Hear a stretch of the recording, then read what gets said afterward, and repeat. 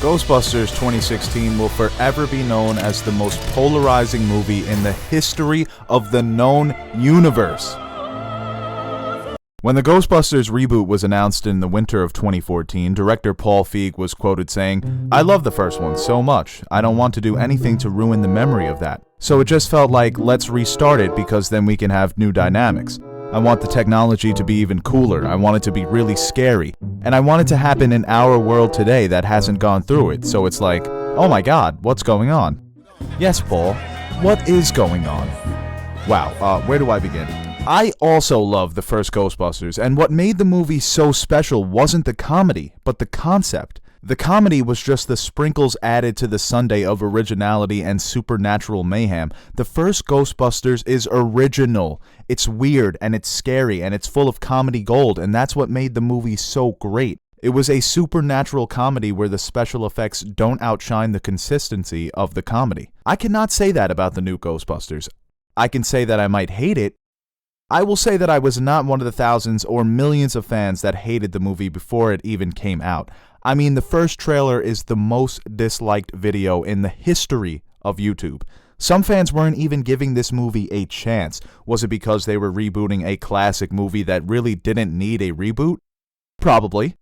Was it because they chose an all-female cast to lead the reboot? In some cases, I'm sure. Now, Hollywood reboots movies all the time. They're rebooting movies left and right. They've become rebootly-wood.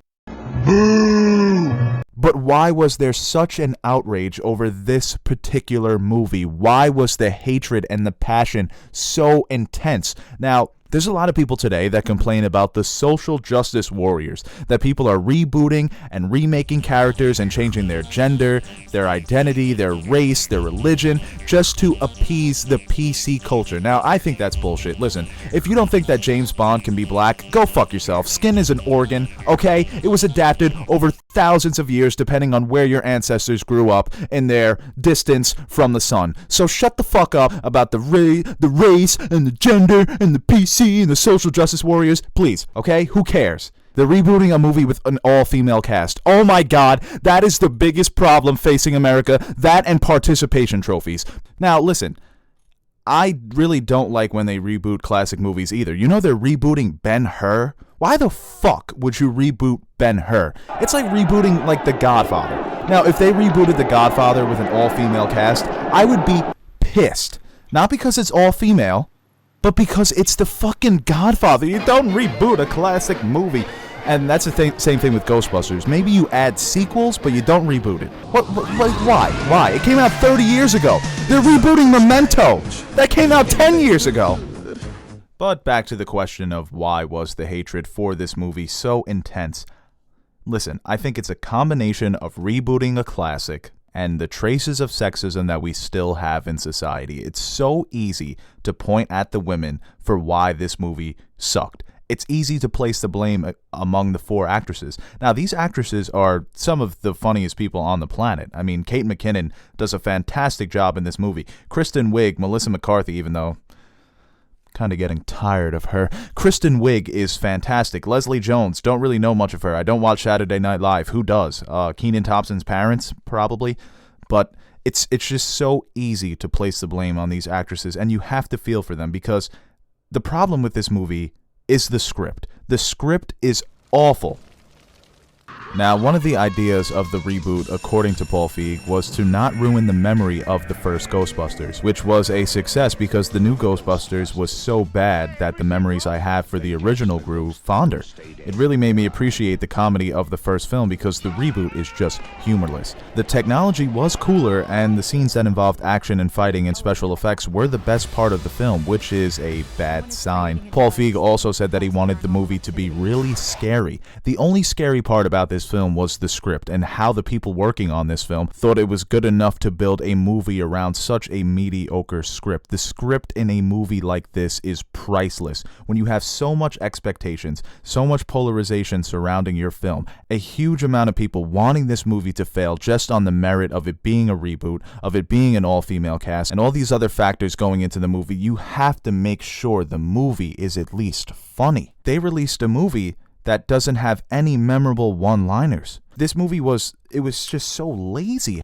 This really is a movie for today's society, where so many comedians think that pointing out the obvious is enough comedy for a 2-hour film.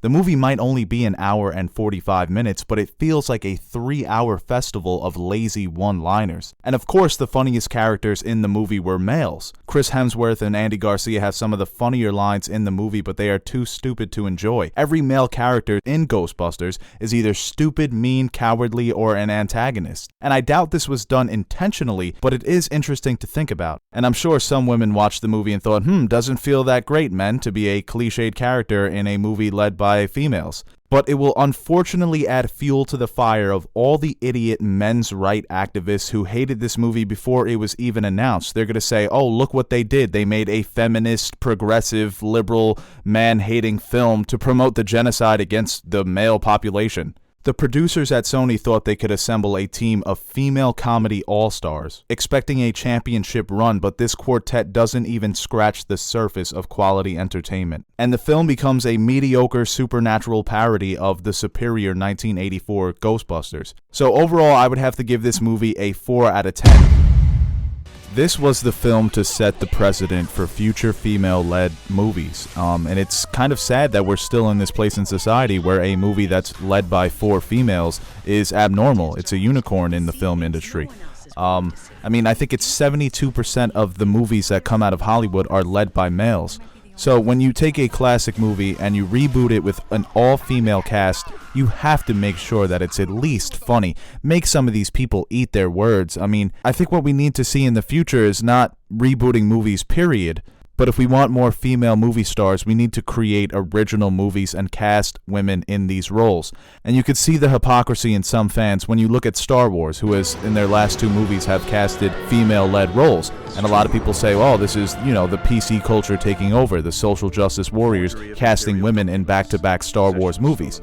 That is complete bullshit. That is what we need. We need original stories with strong female leads. We need to start evening the scale, but when you have a movie like this with just so much riding on it and you bomb, it's just a disappointment. It's a disappointment from a social standpoint and from a film standpoint. So, better luck next time. I doubt they get the sequel.